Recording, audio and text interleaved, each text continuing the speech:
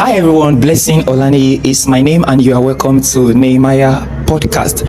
You will be so blessed today because we have a great woman in our studio this moment. So she's actually Mrs. Philomena Eromon, but I only know her name. I don't really know much about her. So she will be the one to introduce herself properly. So you're welcome.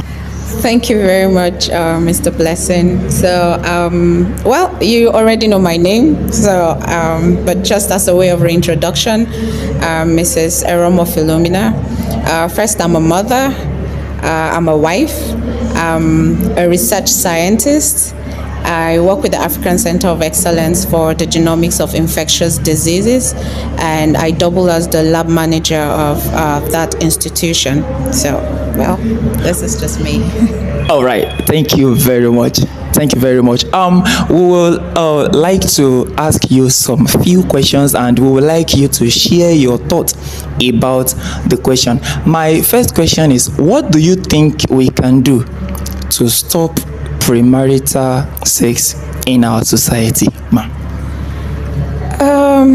Well, I wouldn't say this has been overflogged, but it's something that comes up like all the time, which has become a concern for our generation.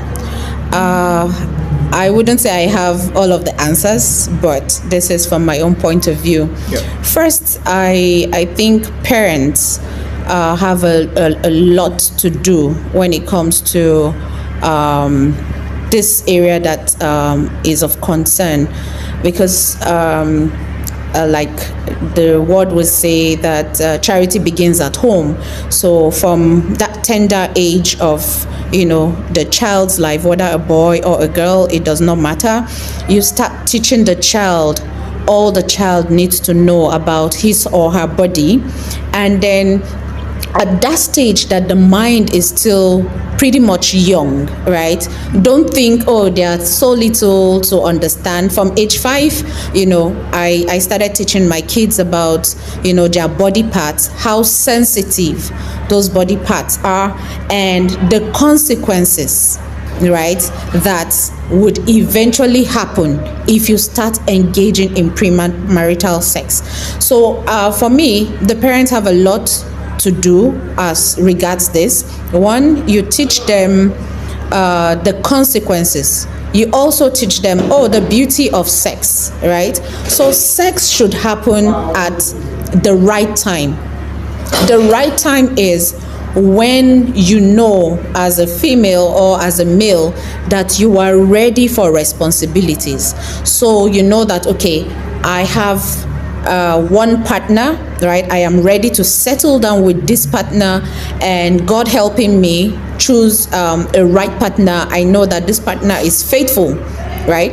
And because if you have that understanding, grooming that child even into adulthood, then that child becomes responsible and knows that, okay, sex comes with a lot of responsibility, and premarital sex comes also with a lot of responsibilities. So let's talk about the area of diseases, right? Premarital sex, a lot of young minds do not understand the risk. You have a lot of urinary tract infections, sexually transmitted diseases. You have HIV, you have gonorrhea, and most especially some of chlamydia for the ladies. Like some of these sexually transmitted diseases, they do not have early symptoms. So sometimes they live in that individual for a very long time and then begin to cause different issues, even some leading to infertility. On the spiritual side, right, because let's say for example, I have let's say Mr. B as, in quotes, my boyfriend, and then we start engaging in premarital sex. Mr. B, on the other hand, has another lady, Mrs. A. Mrs. A has another guy, Mr. C. And the train is endless, is as long as what you can think. And then there is a transference of spirits, because now when there is intercourse, there is blood, there is fluid fusing together, and that also serves as a covenant.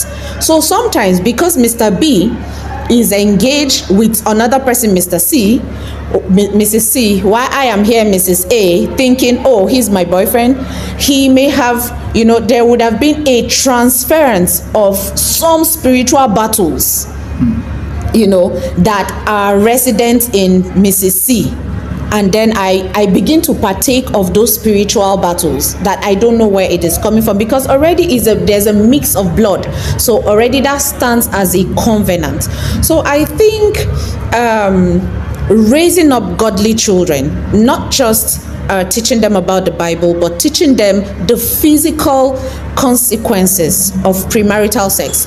Some younger girls have ended up losing their lives, for unwanted pregnancies, after engaging in premarital sex, and then the boy refused to accept the responsibility because as at that time he is not even ready for anything.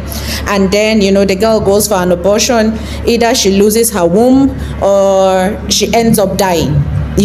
And the boy continues his life. For some of the guys too, that puts like a stop to their life career, because as at that time, if the boy decides to accept the responsibility, know that, maybe at some point he will have to stop school, he has to go look for a job just to cater for the life he is bringing into the world. So there are a lot of ways that we as parents, we can, inform our kids from that very tender stage. We should not just leave everything to the church or leave everything to schools. The school also has its own responsibility of trying to groom the child, tending towards the educational aspect. So we as parents, we have a lot to play. We as leaders also in the churches, in the mosques, we have our own role to play. And we should allow these kids, we should teach them with, live realities. You can cite examples, you can pop up, real life issues so that they see and then they know the consequences. With that, I think we can reduce it to, the very barest minimum. Thank you. All right, thank you very much, Mama Eromon. We really appreciate your insights. At least this is actually a practical of what is happening in life, and I can believe that if the issue can be solved properly from home, I think our society will be a better one. So thank you very much for your time. We really appreciate it. Thank you, ma'am. Keep your word again. Holy Spirit, it's your... Premarital sex has become a growing concern, shaping lives in ways many does not realize, but change begins with awareness. We must educate our youth about self-worth and consequences of their choices. Strong family values and open conversation can build the foundation of wisdom. Moral guidance and faith-based teaching must be enforced, not just preaching but lived. When we instill discipline, self-respect, and purpose in our younger generation, we empower them to make choices that honor their future. Esther, you favor me right now. You will never let me down. You're my covenant.